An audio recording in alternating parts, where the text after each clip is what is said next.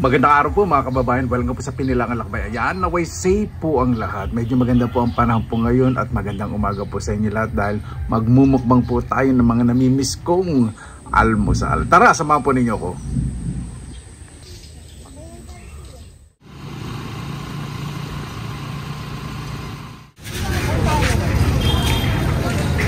Ayan, dito po ako ngayon sa palengke. Sila po yung binibilang ko. Oh, ayan, sabi mo gusto mo mag-artista ngayon, ayaw mo marap sa camera. Kumusta buhay? Okay lang po. Ayun na. Ready? 155. Yan po si ate. 150.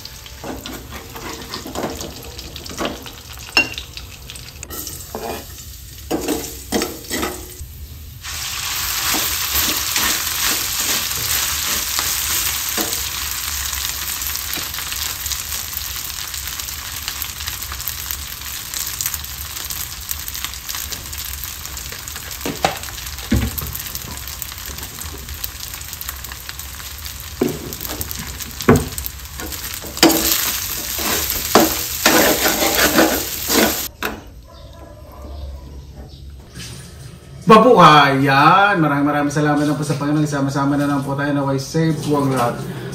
Bago pa tayo pasalamatan po muna natin ang Panginoon. Panginoon, maraming salamat na po sa biyaya binigay po sa amin, ibibigay na bigay na bawat sa po, ligtas safe. Naway lahat po namin nararamdaman, physical, emotional, mental ay gumaling po, lalo na po yung may mga pinagdadaanan po ngayong problema ay maging maayos po. Kaya na po bahala po sa amin, sinusuko na po namin sa inyo lahat sa akin isusabit. Ayan. Sana po natin. Diba? Nawala po yung corn beef. Ano pa ba yung pinirito natin kanina? Corn beef saka itlog. Wala eh. May mga masisibang bisita po, pinakain ko na. May hindi, bisita pinaserve ko po sa tinapay. Yan, yung meatloaf natin, di ba marami? Siyempre, ganyan po talaga. Magkukutsara tinidor po ako ngayon dahil ayokong, pag kumakain kasi ko itong may banana ketchup, yung amoy ko, hirap tanggalin yung pagkapula, yung food coloring.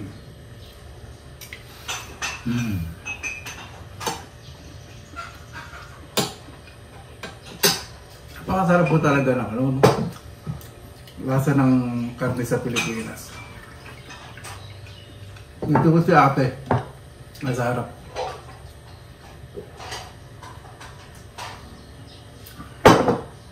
Sabi ko kay papa at kay nanay, magbablog kami. Kanina umaga pumunta rito, mag-aalas 6, kainitan, tumuwi agad. Tapos ngayong hapon naman, umalis naman si papa, may asikasuhin. So nagbabalag po kami ni papa at nanay.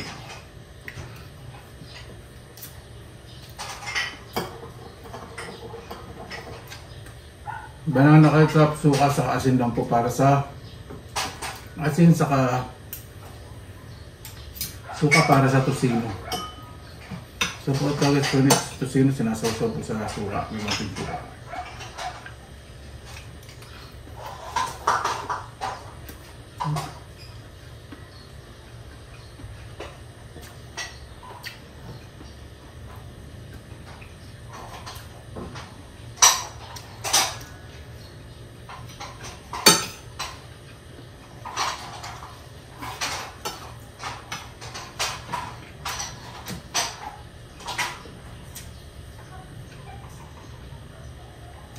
Luluto po kami mamaya ni ate ng ano, soya. Chop suey na tuwalya-tuwalya. Mamukbang din po natin yun.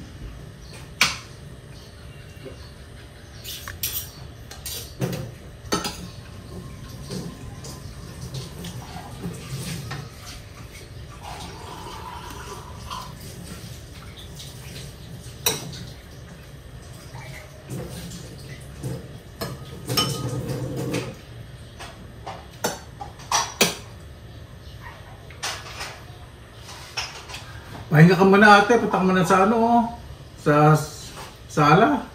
Buksan mo yung electric pan. Ka.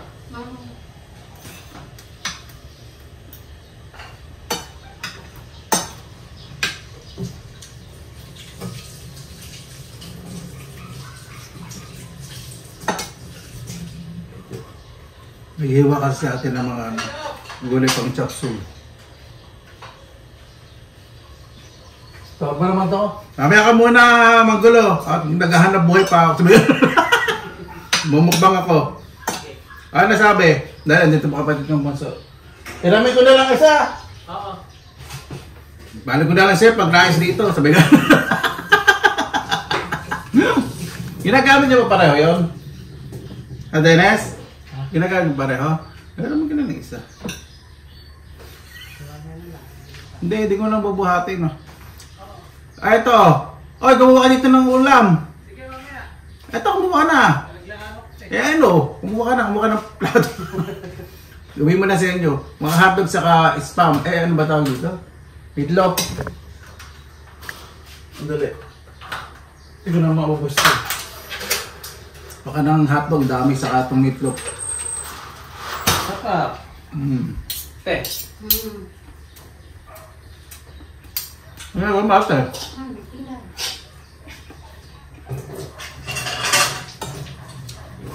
Sinabak ko siya, tangkay ng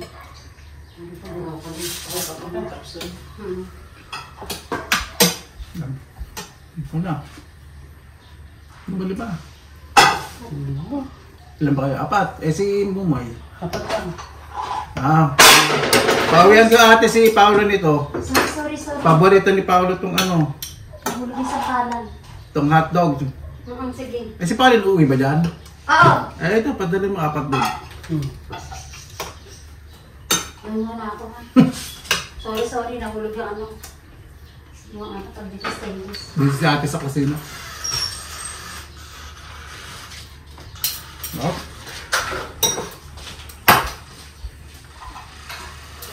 Ano ba si Mumay? Gabi pa dumarating.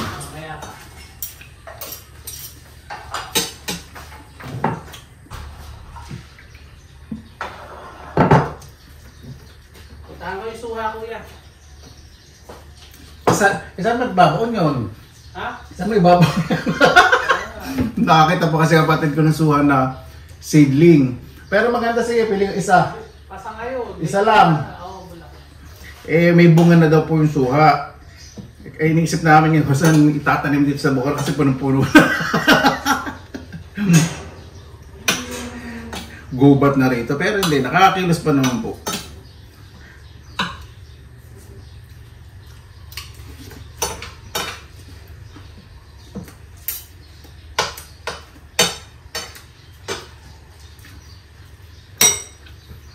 Paborito kasi ni Paolo itong ano, naalala ko. Itong hotdog, di ba?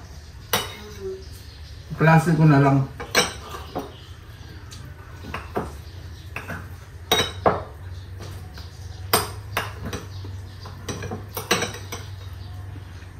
Paolo po pamangkin ko po yun.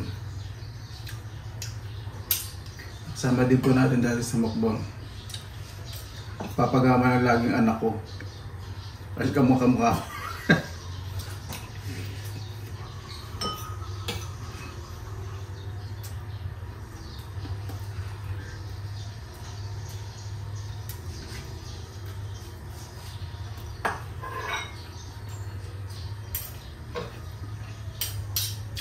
Huwag mo kalimutan natin pinya sa chiller ha.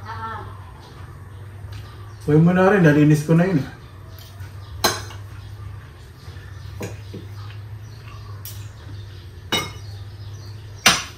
Ang sarap talaga nun. Siyempre hindi ko lang po nire-recommenda na kumain po kayo ng processed food again. Sa mukbang po, di ba? Ako po, ni-enjoy ko po. At wala naman po akong health issues. May sabihin, gubuhin naman po ng Pilipinas, nasampalin po ako. Isa lang po ang makatikim ng ganito. Di ba? Kapasarap po talaga lahat sa namakapni po sa atin.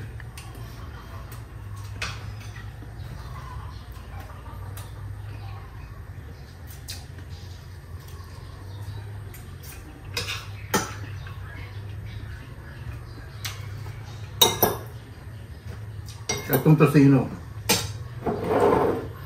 parang makakagaya ng lasa sa ibang bansa.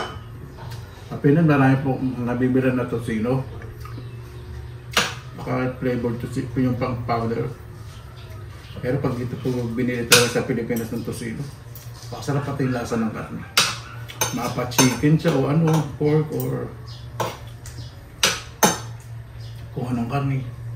Masarap.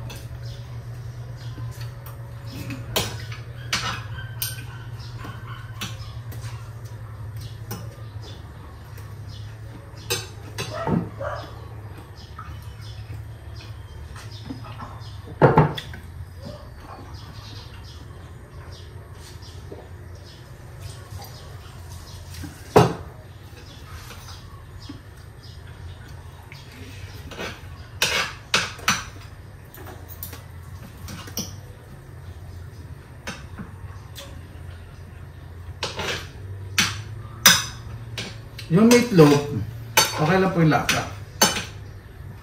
Pero pagdating sa meatloaf, masarap po talaga yung naman na nasa ibang bansa. Mas meaty yung lasa. Dito kasi parang, sorry, nag-aaral po parang sa pasensya na. Inaano ko lang po yung panglato ko. Ito po kasi nabili kong brand. Hindi ko na po magitin. Parang maraming harina.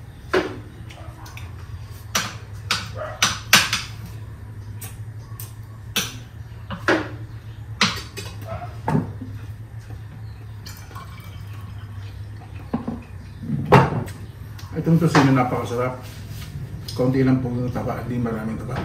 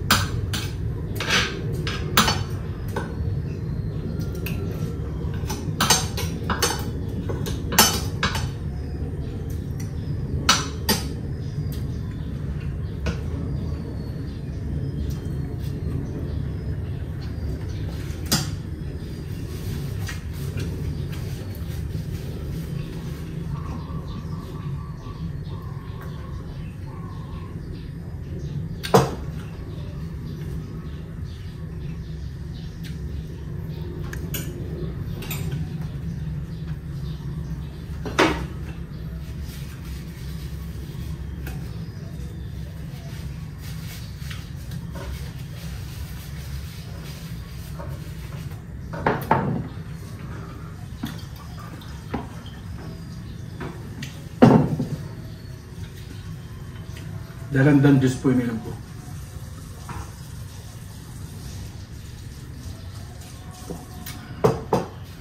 Mamaya, ginom po ako ng mainit na tubig. Para po bago pa tayo magtapos, pasalamatan po muna natin ang Panginoon.